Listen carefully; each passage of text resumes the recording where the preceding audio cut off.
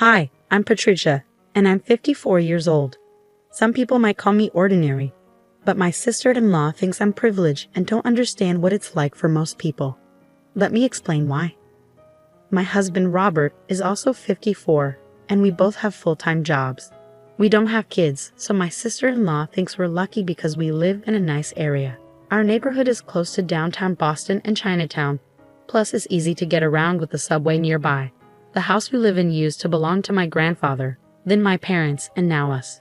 When they passed away, we left our apartment and moved in here.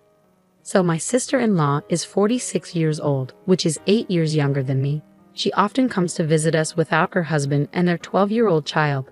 It takes her 2 hours to get here from her home, and she likes spending weekends in downtown Boston. My husband, Robert, is her older brother, and he remembers her being born when he was still in elementary school. Apparently, she was a cute baby and their parents spoiled her because she came along later in their lives. Despite all this, I just can't seem to like her. She always makes snide remarks about my life, saying things like, "You've had it easy growing up in a nice place like this, haven't you?" Her favorite phrase is, "I grew up in the countryside where there was nothing fun to do, while you must have had a cozy, carefree life." It's pretty clear she doesn't think highly of me. But despite her attitude, she enjoys visiting downtown and Chinatown and always shows up at our place without bringing anything.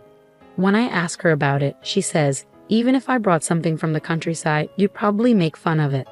She keeps going on about how convenient it is for us to live without a car in the city, while people like her from rural areas spend a lot on gas. Whenever I try to defend myself, saying that her area must be nice too, she accuses me of being sarcastic. She insists that living in a city where everything is within walking distance and there's good public transportation means I don't know any real struggles. It's frustrating because when I mention that I mostly stay home working during the day, she twists my words, claiming that I'm just bragging about living near tourist spots. It makes me wonder, who's the one being sarcastic here?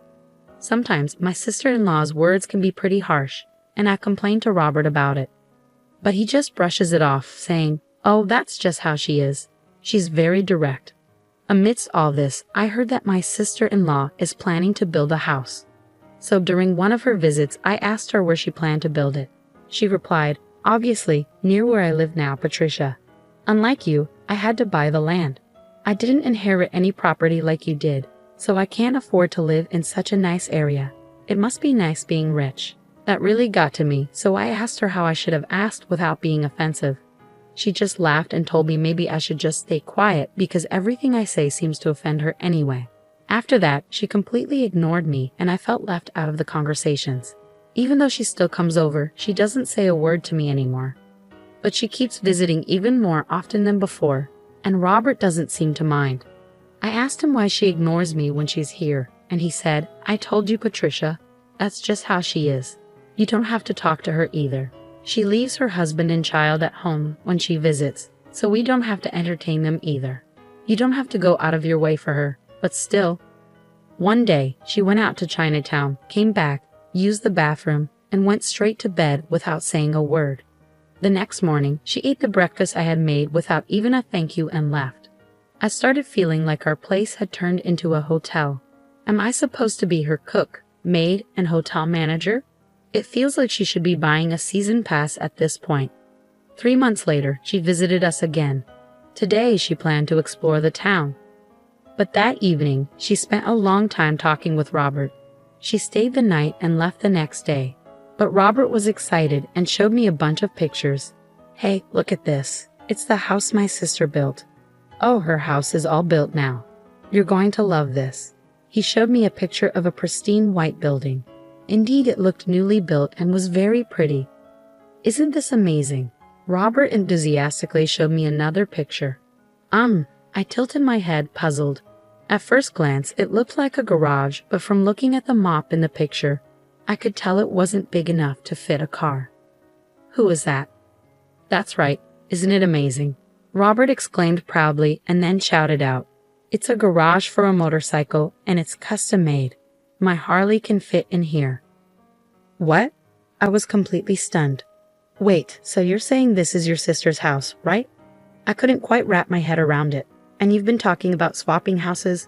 Caught off guard by this unexpected response and development, I was shocked. I dropped the plate that I was holding.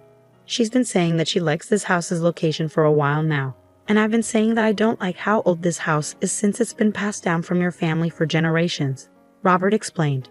So she suggested, well, how about I build a new house here, and we swap houses? So I had her build a special motorcycle garage there so I can park my Harley. Wait, huh? What? I was taken aback. He never discussed any of this with me. I don't want to leave this house. It's not like I have any particular feelings about her house. Actually, I can't even process it all yet. Robert started to get irritated, perhaps because he didn't expect my objection. As far as I'm concerned, his reaction was unexpected. What are you hesitating for? My sister and I have been discussing this for a while. So what? I was never included in any of those discussions. You guys have been ignoring me this whole time. Hey, think about this. It's a really good offer. Plus, there's a garage where I can keep my motorcycle. Wait, what about me? Well, you enjoy watching suspenseful shows, right? They have a TV in their house too. Robert really loves his motorcycle. His Harley Davidson means a lot to him. As for me, I don't have many hobbies, but if I had to choose one, I like watching suspenseful shows like CSI or Columbo on Netflix. But what about my commute? Your bus and train journey will only be a little longer, that's all. Just a little longer? It's going to be an extra 2 hours. Well, I can ride my Harley. A 2-hour commute might be good for you. You've been putting on some weight lately, so think of this as a chance to lose weight. Lose weight? Even then, a 2-hour commute is crazy. I can't do that every day. But he was already excited about the new house and its garage for his Harley. He seemed surprised and annoyed that I was attached to our old house. Then he gave me an ultimatum. I'm giving our house to my sister and her husband. They have a new house with a garage for my bike. Why would you refuse? If you don't agree, I'll divorce you, he said firmly. Divorce? Did he just threaten me with divorce? I was shocked. Okay, let me sleep on it, I managed to say. I lay in bed stunned. A new house with a garage just for his bike. It seemed like it was all about Robert. His sister and her husband didn't even own a bike. They must have planned to take our house all along. And the fact that Robert agreed without talking to me first made me feel even worse. And then threatening divorce if I didn't agree? It felt like a threat. I couldn't forgive him for this. So for the next 8 hours until dawn, I was busy on my phone. The next day, I told Robert I agreed to move out. But I had a couple of requests. First, I needed 2 weeks to pack because I worked during the week. And second, they couldn't move in until we had moved out, okay? Yeah, sure, Robert said. You got them to build a garage, right? So as a thank you, I want to leave the house in really good condition. Let's hire professionals to clean it and hand it over 2 weeks after we leave. Robert agreed to that too. Happy with the arrangements, I called 2 places while Robert was out. The next 2 weeks went by quickly. Robert was happily packing, singing some strange song about his Harley. I called my sister-in-law to ask, how big are the rooms in your house? I needed to figure out where to put our furniture. They were also calling us about their layout since they were moving from an apartment. 4 weeks' notice for moving is really short. It seems like they're rushing to get ready for their move. Then, on moving day, there was a knock on the door. Hello, we're from U-Haul Moving and Storage, said the first group of movers when they arrived. Great, come on in, Robert directed them. But soon after, there was another knock. Hello, we're from 2 Men and a Truck, said another group of movers. Robert was surprised. I quickly stepped in. Sure, come on in, I said, ushering them inside. Wait, what's happening? Robert exclaimed. What's happening is I said we're moving, so I'm moving to our new home, I explained. Okay, everyone, the boxes with yellow tape are mine. Please bring those this way. The rest can go with U-Haul, I said quickly. An hour later, I said, well, thanks for your help. I'll send you the divorce papers later. Wait a minute, Robert panicked. I glanced back. You're the one who wanted a divorce, remember? I left Robert behind and hopped into the taxi I had called. But the ride was short. Long day, huh? A man approached me. It was my older brother, Dave. He had come to help me move. Well, it's good you found a place in 2 weeks. It's just a rental, but yeah. What a mess. It's more than a mess. Anyway, I marked all the important stuff like the rice cooker with yellow tape, so I'll manage on my own. Dave pitched in. Even though the movers handled the big stuff, I still needed help with the rest. so his help was huge. With Dave's assistance, I got everything moved in one day. All right then, give me a call in a couple of weeks, my brother said as he left. 2 weeks went by since I moved. Just as I anticipated, my phone rang. Hello, my sister-in-law said on the other end. What's happening? I stayed silent, just listening. The house is gone. I tried not to laugh and looked down. It was hard not being able to speak. It's just an empty lot now. Why aren't you saying anything? You told me to keep quiet, remember? I replied. My sister-in-law screamed loudly, and I couldn't help but burst out laughing. It turns out my sister-in-law and Robert are in on it together. Then Robert got on the phone. Did you have to do all that? He yelled, sounding almost like he was going to cry. Hey, you're the one who threatened me. I couldn't help but find it hilarious. And remember, I said I wanted to leave the house clean, didn't I? Your way of cleaning is extreme, he retorted. It's the cleanest slate possible. A chance for a fresh beginning, Robert said, clearly frustrated, his fists clenched. Anyway, come over so we can discuss this. There's nothing to discuss. If you don't come, I won't sign the divorce papers. Do you remember when I initially refused to leave the house? You threatened to divorce me. It's funny how fast you've changed your tune. Shut up. All right, I'll come to your place, but I'm too nervous to come alone, so I'll bring someone with me. I contacted my brother. Are you up for this? He replied, absolutely. He's always been dependable. Thank you all for gathering today. My sister-in-law's husband, whom I hadn't seen since the wedding, started, almost like it was another wedding ceremony. He seemed shy. My brother Dave, my husband, his sister, her husband, and I all sat around the table in my husband's new home. We couldn't have the kids with us, so they were in the next room. But the atmosphere in our room was tense. My sister-in-law had come in cheerful, but she was shocked to see an empty lot where the house used to be. Since they'd already given up their apartment, they couldn't go back in a hurry. So the movers brought all their stuff to my sister-in-law's new house. Now there were two of everything, 2 cabinets, 2 tables, making the space feel really cramped. Seeing everything doubled up was a shock. It felt like something you'd hear about in a TV broadcasting mishap. Why would you demolish the place? This is too much, Robert's sister exclaimed angrily. Robert joined in, yeah, just because my sister is easygoing and you're sensitive doesn't give you the right to do this to her. How could you sink so low? They were both yelling, but I couldn't help but laugh. I inherited that London house. It was originally my grandfather's, so I can do whatever I want with it. My husband defended himself. Then my brother added, basically, since Patricia inherited the London house, it's her individual property and doesn't count as marital assets. So you, as her husband, don't have the right to decide what happens to it or give it to your sister.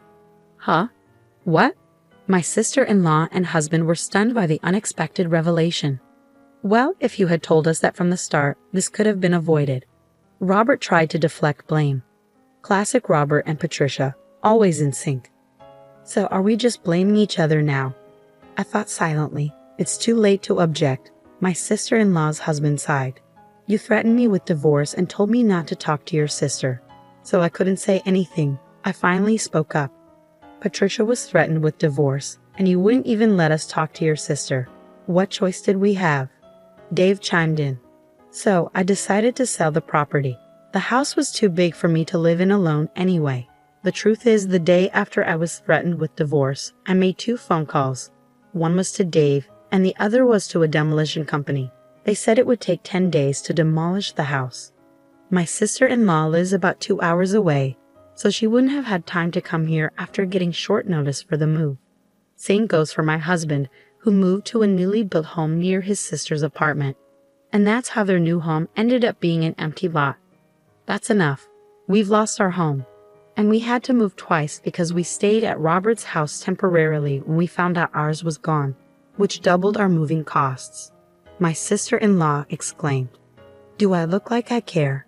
You should be grateful you're not being sued for trespassing on my property. You couldn't move in because it was razed to the ground, so you dodged a bullet. Ha ha ha. I couldn't help but laugh. Does that mean you didn't have Patricia's permission to start all this moving business? My quiet brother-in-law finally spoke up. That's right. She told us to stay quiet and my husband threatened me.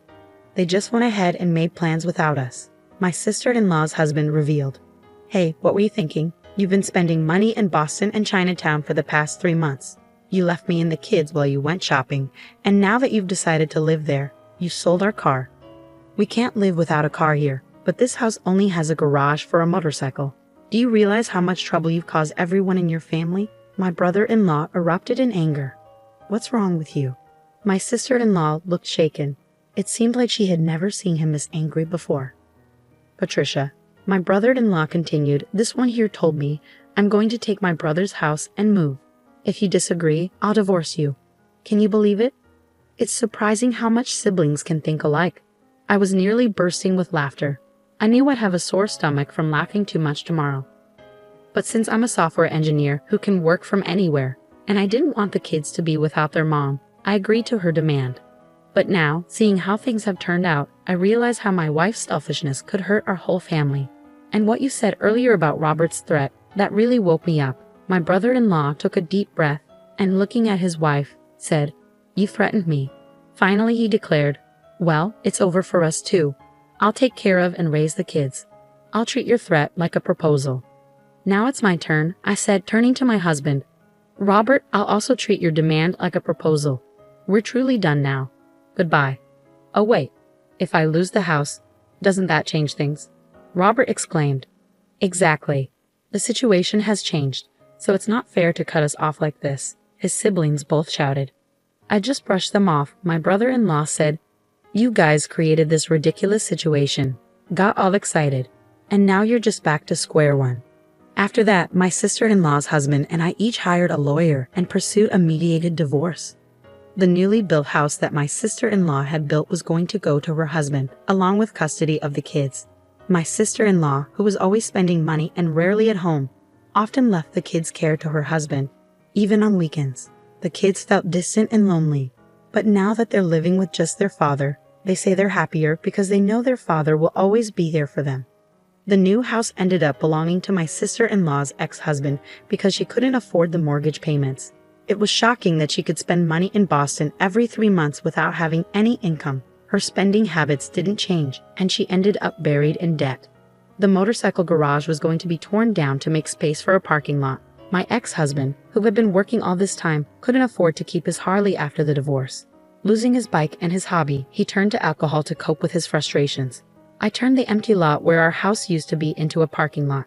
Being near Boston and Chinatown allowed me to charge high prices for parking, which became a steady income. With that money, I bought a cozy one-bedroom apartment. Sitting in front of the TV, I smirked as I watched my favorite show, CSI, with a beer in hand. I enjoyed a relaxing evening in my pajamas, with snacks and no interruptions. It was the perfect way to unwind after a long day.